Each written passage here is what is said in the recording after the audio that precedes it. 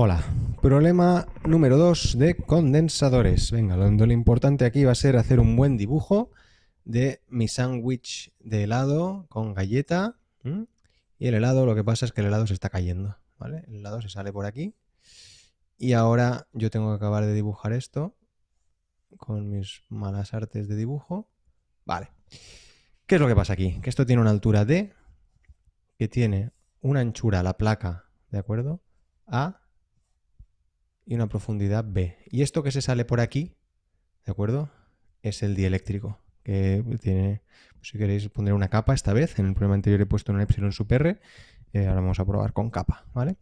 Y esto de aquí empieza mi placa. Este trozo de aquí que se llama X es la porción de helado, por decirlo así, que todavía tengo dentro de la galleta. Vale, entonces esto es un condensador de placas paralelas que tienen carga opuesta. Sabéis, lo que nos dice el problema es que no tengamos en cuenta los efectos del contorno. Esto básicamente lo que quiere decir es que asumamos que las placas son infinitas. ¿Por qué nos dice eso? Para que podamos aplicar Gauss, ¿vale? Porque tampoco vamos a aprender a hacer ninguna otra cosa. Entonces, aplicando Gauss, sabéis que el campo que crea una placa infinita en módulo es sigma partido 2 epsilon sub 0. Este problema lo hemos hecho ya más de una vez. ¿Qué pasa? Que como tienen carga opuesta, pues imaginaos que este tiene carga positiva, me empuja para arriba, este negativa, también me atrae para arriba. Con lo cual, entre estas dos placas, el campo, el módulo, va a ser la suma de los dos. Va a ser sigma partido epsilon sub 0. Y fuera, por encima de la placa superior y por debajo de la placa inferior, el campo va a ser 0. Esto pasa en los condensadores, ¿vale? Solo tendréis campo entre las dos placas. Ha pasado en el problema número 1 con placas esféricas, esta vez va a pasar aquí con placas planas. Por lo tanto, este es mi campo eléctrico. Y ahora, si queréis, podemos hacer el potencial eléctrico de forma un poco más complicada y luego ya aprenderéis que el potencial para dos placas planas y paralelas, pues todo el mundo se lo aprende, ¿vale? ¿Cómo calculábamos el potencial? Pues si queréis, venga, VB menos VA es igual a menos integral desde A a B del campo producto escalar por un diferencial de longitud. Mi campo va en dirección, en este caso, pues le podéis llamar lo que quieras, pero esta dirección vertical, ¿vale? Y va a valer sigma partido de epsilon sub 0 va a ser constante, va a salir todo fuera y lo que va a valer mi diferencial de longitud va a ser solo ir B menos A, ¿de acuerdo? Con lo cual esto va a ser menos sigma partido de epsilon sub 0 de mi, yo que sé qué queréis llamar, de Y, a este, pues de Y. Y esto va a ser menos sigma partido epsilon sub 0 B menos A. B menos A no es más que D, que es la distancia, ¿vale? De separación entre las dos placas.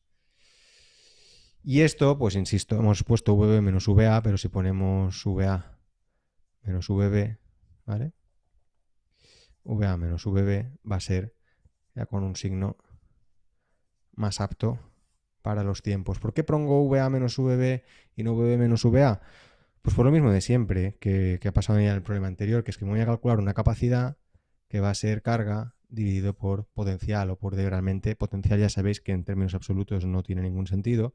Esto va a ser una diferencia de potencial siempre en el fondo, ¿vale? Entonces la quiero positiva, ¿vale? Y como sigma va a ser positiva, epsilon sub 0 es positivo y la D, la distancia, también va a ser positiva, pues quiero que me aparezca algo positivo aquí.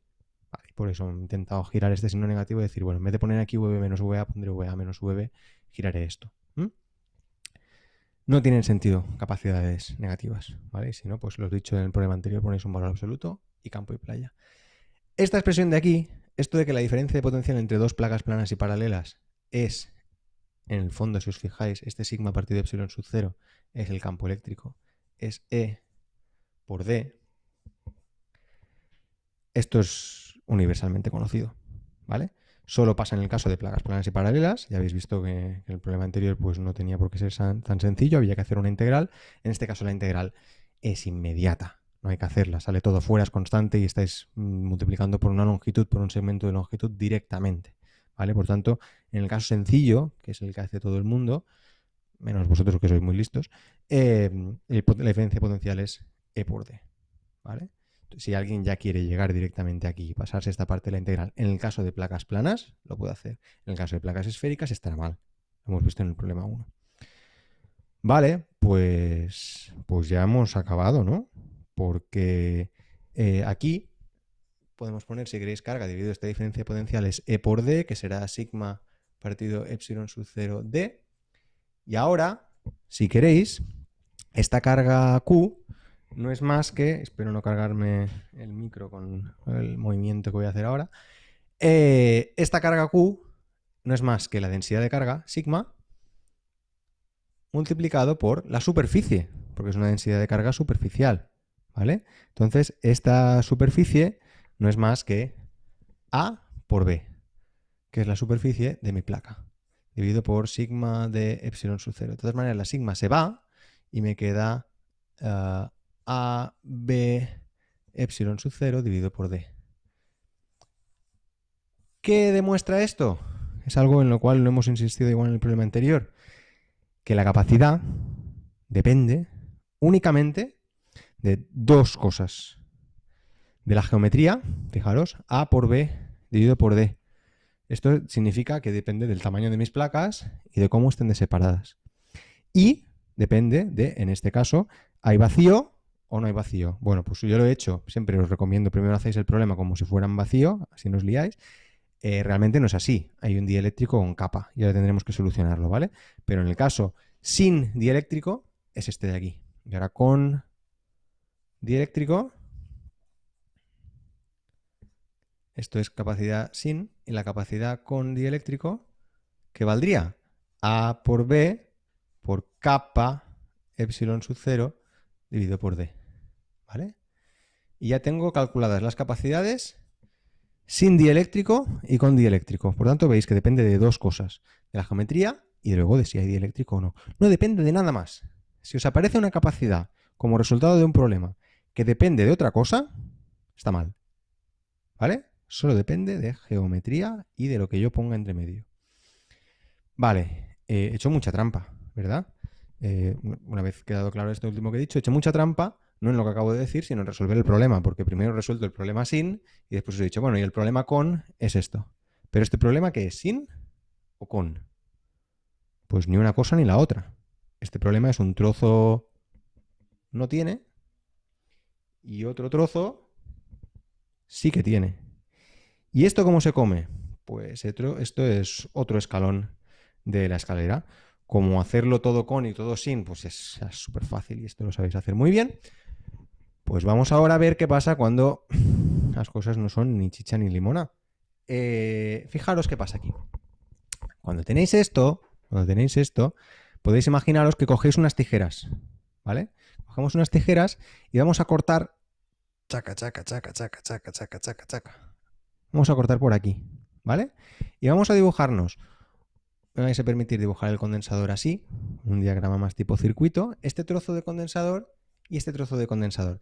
Este tiene dieléctrico y este va con epsilon sub 0. ¿De acuerdo? Corresponderían a este trozo con epsilon sub 0 aquí, es este de aquí. Y este con kappa es este de aquí.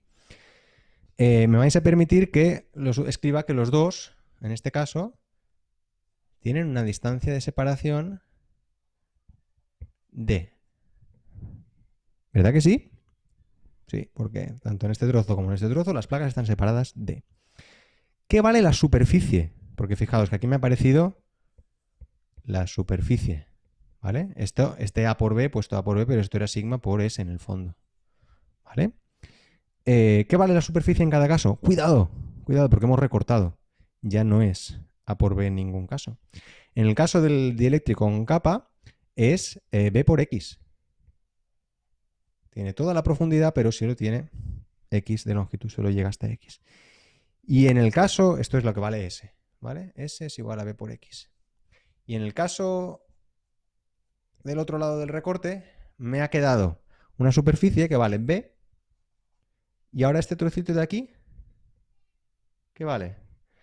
Pues como no os oigo, me contesto yo. A menos X. ¿De acuerdo? Pues casi lo tenemos, porque hemos caracterizado mis dos capacitores por lo que sabemos que necesitan caracterizarse, por su geometría y por saber si entre medias tienen dieléctrico o no.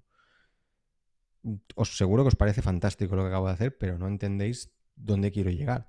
Porque yo os he hecho coger unas tijeras y recortar por aquí. Y vale, bueno, bien, muy bien, qué bien. Primero me has resuelto el problema sin dieléctrico, luego con, y luego me has cortado esto en dos cachitos distintos, donde, bueno, me has hecho calcular esto de aquí y voy a hacer más incluso. Venga, vamos a calcular la capacidad de este condensador de aquí, ¿vale?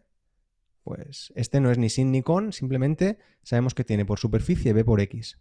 ¿Vale? Donde ponga superficie voy a poner B por X. ¿Tengo que poner epsilon sub 0? No, tengo que poner kappa epsilon sub 0 porque es con dieléctrico. ¿Vale? Y luego lo tengo que dividir por D, sí, porque la distancia de separación es D. Esta es la capacidad, que le voy a llamar capacidad 1. Porque este trocito de aquí diré que es el trozo 1. Y la capacidad del otro, venga, la capacidad del otro, la capacidad 2, su superficie es B por A menos X. ¿Y tengo epsilon sub 0? Sí, tengo epsilon sub 0. No hay que poner ninguna capa, ningún epsilon R ni nada. Y dividido por D. Esta es la capacidad 2, ¿vale? ¿Por qué nos haces todo esto, Carlos? ¿Por qué tengo que calcularme yo ahora una capacidad sub 1, una capacidad sub 2? ¿Qué tiene que ver esto con el problema que me has puesto? ¿Mm? Bueno, pues si pensáis ahora, estos son superficies metálicas. Esta diremos que está a una potencial VA, me da igual, ¿vale? Bueno, para no liarnos, a V, sí, VA menos VB, al final es lo que he utilizado aquí, ¿no? Esto es VA y esta placa, ¿vale? Voy a poner encima de la placa. Esta placa está a un potencial VA y esta está a un potencial VB. ¿De acuerdo? En este ejercicio mental que he hecho de recortar las placas y separarlas en dos, tengo que conseguir conectar este ejercicio mental que he hecho con el problema original. En el problema original yo mentalmente puedo cortar las placas, pero no las estoy cortando de verdad. Realmente están unidas, ¿verdad? Entonces, si están unidas, este lado de la placa está a VB y como esto es metálico, es conductor, el campo es cero, el potencial es constante. Este trozo también está a este mismo potencial. Y en un circuito, si quiero que dos cosas estén al mismo potencial, lo que tengo que hacer es conectarlas por un cable. Entonces, este trozo superior de la placa de aquí y este trozo superior, esta placa superior de aquí, realmente están conectadas. Están al mismo potencial. En la de abajo, lo mismo. VA a este lado, pero también VA al otro. Entonces, en este ejercicio mental que he hecho de recortar, si quiero que tenga conexión con lo que tenía aquí, lo que tengo que hacer es decir, no, es que las placas de abajo están al mismo potencial. Y ahora sí. Ahora, este ejercicio mental que he hecho de separar realmente cumple las mismas condiciones que el problema original. Y me he separado mi problema en dos condensadores pequeñitos que sé resolver, porque yo sé resolver todo sin condensador, perdón, sin dieléctrico o con dieléctrico. Los tengo separados en una zona toda con dieléctrico o toda sin dieléctrico y las he conectado a superficies equipotenciales según pues toda la placa de arriba está arriba el mismo potencial y toda la placa de abajo está el mismo potencial. Y ahora me voy a calcular una capacidad equivalente de este circuito que he dibujado. ¿Qué vale la capacidad equivalente de este circuito?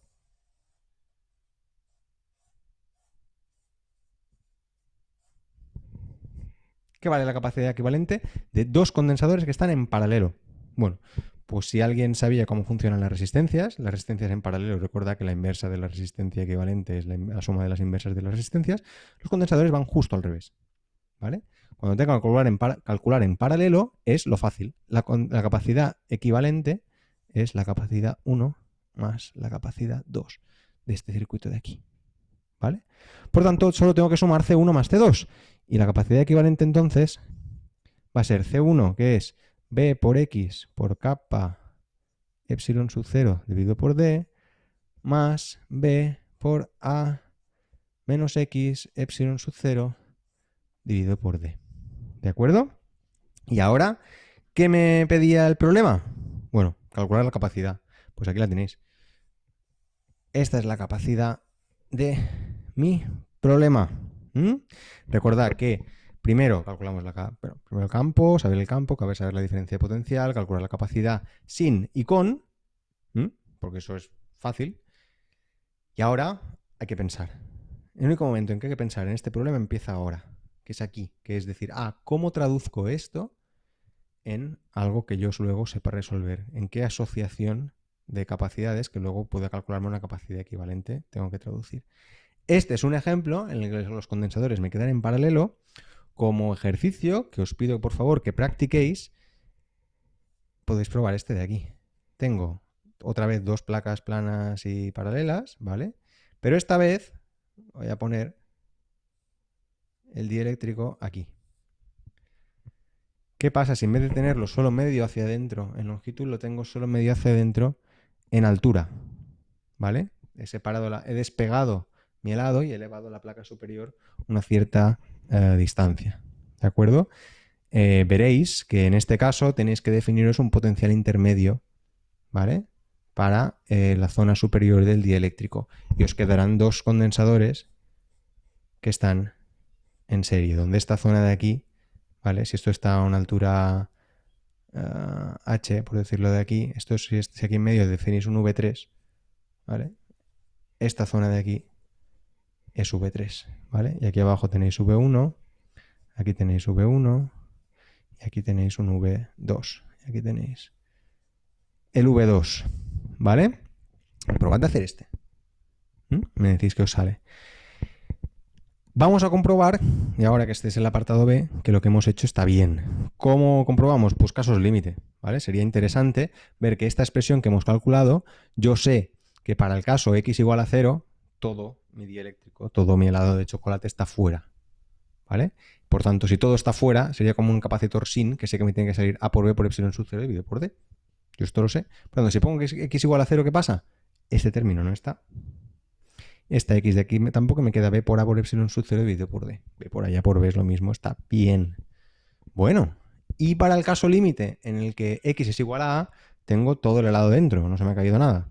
Es todo con dieléctrico, eso también lo sé resolver. Todo con es a por b por kappa epsilon sub 0 dividido por d.